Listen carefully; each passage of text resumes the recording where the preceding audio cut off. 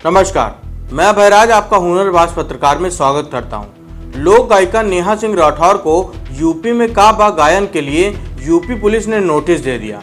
इसके बाद से ही वह लगातार सरकार और पुलिस पर हमला बोल रही हैं। एक डिबेट शो के दौरान नेहा सिंह राठौर, कवयित्री अनामिका अंबर और कन्हैया मित्तल शामिल हुए थे।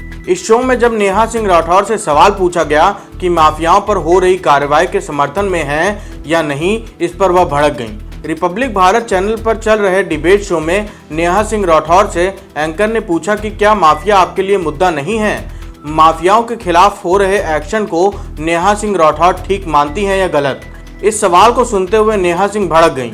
उन्होंने कहा कि मेरे गाने में एक लाइन बता दीजिए जहां मैंने माफियागिरी को प्रमोट करने की बात कही हो। अगर मैं सरकार से सवाल पूछ लूं तो मैं माफिया के साथ खड़ी हो गई। नेहा सिंह राठौर ने कहा कि मुझसे ये सवाल ही नहीं पूछा जाना चाहिए। आप लोग ऐसे दिखाना चाहते हैं कि बुलडोजर चलने से मुझे दुख हो रहा है। मैं फालतू सवालों के जवाब ही नहीं देना चाहती। मुझसे ये सवाल पूछा ही नहीं जाना चाहिए। नेहा सिंह ने पूछा कि क्या मैं माफिया लगती हूँ? आपको मेरी हिस्ट्री और बैकग्राउंड पता है क्या? आप मुझसे ये सवाल नहीं पूछ सकते कि क्या मैं माफिया के साथ खड़ी हूँ। गायक कन्हैया मित्तल ने कहा कि हर कलाकार को टीआरपी का मोह होता है।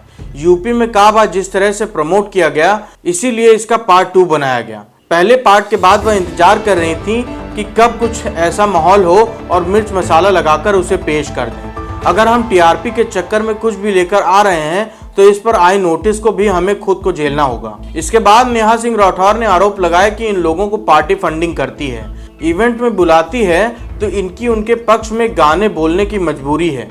इस पर अनामिका अंबर भड़क गईं। अनामिका अंबर ने कहा कि जो फंडिंग की बात कर रहे हैं तो मैं बता दूं कि मैं उस वक्त से मंचों पर हूं जब आपको कविता का भी नहीं पता रहा होगा। 20 साल से कविता पाठ कर रही हूं। अपनी कविता और अपनी लेखनी के दम पर यहां तक पहुंची हूं। तब हमने यूपी में काबा और यूपी में बाबा गाकर इवेंट बुक नहीं किए थे। किसी के बारे में बोलने से पहले आपको सोच लेना चाहिए। हम इस तरह के गीत लेकर अचानक विवादों में आकर लाइमलाइट में नहीं आए। सालों की मेहनत और तपस्या है इसके पीछे। धन्यवाद।